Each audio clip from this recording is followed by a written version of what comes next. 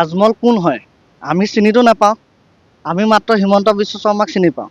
আমিতো চিনি নাপাওঁ এইবোৰ মানুহক। সেইবোৰ মিয়া মানে বদৰুদ্দিন আজমল মানে মিয়া। আমি মিয়াৰ কথা মতে চলিম নেকি? আমি মিয়াৰ কথা মতে আমি নচলোঁ। আমাৰ ৰাইটটো সদায় হিমন্ত বিশ্ব শৰ্মাৰ আণ্ডাৰত থাকিব। হিমন্ত বিশ্ব শৰ্মাই যেনেকৈ উন্নয়ন কৰিছে আমি সেইজনৰ লগতে আছোঁ, আৰু ৰাইজো সেইজনৰ লগতে আছে। কিন্তু বদৰুদ্দিন আজমল কোন হয়? এইবোৰ মানুহ বেপাৰী মানুহ, ইয়াত স্থান নাই। তেখেতে ইলেকশ্যন খেলিছিলে, কিবা জিকিলে নেকি? এইবাৰ MP ইলেকশ্যনতো কিমান হাৰিলে। সেইবিলাক মানুহ ইয়াৰ পৰা ব্ৰহ্মপুত্ৰত দলিয়াই দিব লাগে। সেই মিয়া আমি চিনি নাপাওঁ, মিয়াক ব্ৰহ্মপুত্ৰত দলিয়াই দিব লাগে। এনেকৈ দলিয়াই উটি যাব। অসমীয়াৰ হয়, ইয়াত মিয়াৰ নহয়। যিটো মিয়াই আজি IMDT আইন বাতিল হোৱাৰ পিছত UDF দল গঠন কৰিছিলে, সেই মিয়াৰ আণ্ডাৰত অসমখন নচলে। হিমন্ত বিশ্ব শৰ্মা যি তাৰিখত অসমৰ মুখ্যমন্ত্ৰী হয়, অসমৰ মুখ্যমন্ত্ৰীয়ে যি পদক্ষেপ লৈছে সেইমতে অসমীয়া ৰাইজ চলিব। এটা কথা জানি লোৱা ভাল, বদৰুদ্দিন আজমলে, আপুনি ছাগলীৰ নিচিনা যি টি বকি নাথাকিব য'ত ত'ত। অসমীয়া যেতিয়া আপোনাৰ ওপৰত জাঙুৰ খাই উঠিব, আপুনি নামনি অসমৰ পৰা দিল্লীলৈ পলাবলগীয়া হ'ব, হয়তো আপুনি আৰৱত যাবলগীয়া হ'ব। এইখন অসমীয়া হয়। বদৰুদ্দিন আজমল চাহাব, আপোনাক আকৌ এবাৰ কৈছোঁ, আপুনি সাৱধানে কথা ক'ব।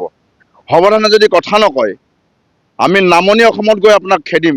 আৰৱলৈ আপুনি যাবলৈ ৰেডি হৈ থাকক। ভাৰতীয় জনতা পাৰ্টীয়ে যিটো চৰকাৰ গঠন কৰিবলৈ আমি গৈ আছোঁ, এই চৰকাৰৰ আণ্ডাৰত আমাৰ মুখ্যমন্ত্ৰী আসনত বহিব, আৰু তেতিয়া যাব। মিয়াসকলকো আমি সাৱধান কৰি দিছোঁ, আপোনালোকে যদি অসমত থাকিব আছে, এই বদৰুদ্দিন আজমলৰ তলত আপোনালোকে নাথাকিব। এই বদৰুদ্দিন আজমলৰ লগত যদি আপোনালোকে থাকে, আপোনালোকেও চাব, আপোনালোকেও কিন্তু ভৱিষ্যত ভাল নহ'ব। আমি এতিয়া কংগ্ৰেছকো ভৰসা নকৰোঁ, এই UDFকো ভৰসা নকৰোঁ। ইয়াত অকল হিমন্ত বিশ্ব শৰ্মাৰ দপদপনি চলিব, ইয়াত কাৰো দপদপনি নচলিব। হিমন্ত বিশ্ব শৰ্মাই যি ক'ব, অসমৰ ৰাইজে তাকে আখৰে পালন কৰি যাব। বদৰুদ্দিন আজমল অসমৰ খিলঞ্জীয়াৰ অভিভাৱক নহয়। আমি আগতে ভাবিছিলোঁ যে মিয়া মানে কংগ্ৰেছ মানে মিয়া।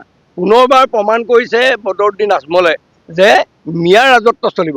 গতিকে আজিৰ তাৰিখত অসমৰ জনসাধাৰণে ভবা ভাল যে আমি কোন দিশে গৈ আছোঁ। আমাৰ ল'ৰা ছোৱালীৰ উঠি অহা প্ৰজন্মৰ আমাৰ ভৱিষ্যত ক'ত?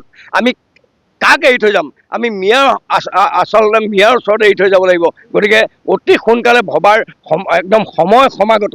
মাত্ৰ কেইটামান দিন আছে, যদি এই দিনকেইটাৰ ভিতৰতে সকলোৱে যদি মাৰ বান্ধি থিয় হৈ আচলতে মিয়াৰ বিৰুদ্ধে বা বদৰুদ্দিন আজমলৰ বিৰুদ্ধে যদি থিয় নিদিয়ে, তেতিয়াহ'লে আমাৰ অসমীয়াৰ গণতন্ত্ৰ নাই, আৰু ভৱিষ্যত অসমৰ ল'ৰা ছোৱালী প্ৰজন্মৰ ভৱিষ্যত শেষ। তেখেতলোক পূৰ্ববংগ, বাংলাদেশ আৰু পাকিস্তান দখলদাৰী বাংলাদেশী মিয়া আছে।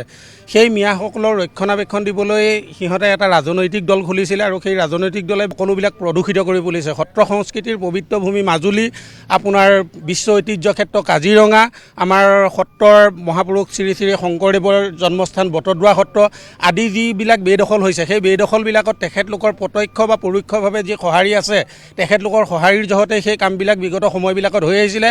আমাৰ অসমৰ বৰ্তমানৰ সন্মানীয় মুখ্যমন্ত্ৰী হিমন্ত বিশ্ব শৰ্মাদেৱৰ প্ৰবল নেতৃত্বত তেখেতে এতিয়া সেই অবৈধ যিসকল বাংলাদেশী আছে, সেই বাংলাদেশীসকলক বিতাড়নৰ এটা ব্যৱস্থা কৰিছে। ভৱিষ্যতৰ দিনত এনেধৰণৰ কথা নক'বৰ বাবে আমি সকীয়াই দিছোঁ। নহ'লে আমি তেখেতক য'তেই যেনেকৈ পাম, তেখেতৰ ওপৰত আমি বিহিত ব্যৱস্থা ল'বলৈ বাধ্য হ'ম। মিয়াৰ ৰাজ্য নহয়, গতিকে ইয়াত মিয়াৰ ৰাজত্ব চলা কথাটো আহিব নোৱাৰে, মিয়াৰ দাদাগিৰি চলা কথা ইয়াত আহিব নোৱাৰে।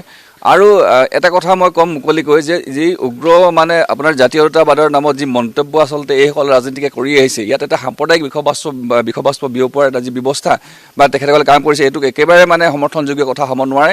অসমত অসমীয়াৰ দাদাগিৰি চলিব, অসমীয়াৰ ৰাজত্ব চলিব, ইয়াত কোনো ধৰণৰ মিয়াৰ ৰাজত্ব চলিব নোৱাৰে, মিয়াৰ দাদাগিৰি চলিব নোৱাৰে। এনেধৰণৰ কথা কৈ আচলতে এটা সাম্প্ৰদায়িক বিষবাষ্প বিয়পাব নালাগে। আমি বদৰুদ্দিন আজমল ডাঙৰীয়া সকীয়াই দিব বিচাৰিছোঁ যে আচলতে এনেধৰণৰ কথাবিলাক কৈ আপুনি অসমৰ এই ৰাজনৈতিক ক্ষেত্ৰখন আপুনি কলুষিত নকৰিব।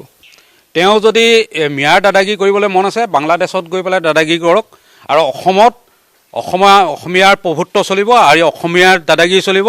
ইয়াত কাৰো দাদাগিৰি আমি সহ্যও নকৰোঁ। কাৰণ কেলৈ আমি মাননীয় হিমন্ত বিশ্ব শৰ্মা ডাঙৰীয়া যিখিনি সবল নেতৃত্বত অসমৰ যিটো সময়খিনি উন্নতিৰ কাৰণে চেষ্টা কৰি আছে, তেওঁক সেইখন বিফল কৰিবৰ কাৰণে তেওঁ এটা চেষ্টা কৰি আছে। আৰু তেওঁ ইয়াৰ জৰিয়তে আমি সকীয়াই দিছোঁ যাতে অনাগত দিনত তেওঁ ইয়াত সংযম হৈ থাকক, আৰু তেওঁ যদি ইয়াত যদি থাকিবলৈ মন নাই, তেতিয়াহ'লে বাংলাদেশত গৈ পেলাই তেওঁ নিজেই প্ৰভুত্ব বিস্তাৰ কৰক।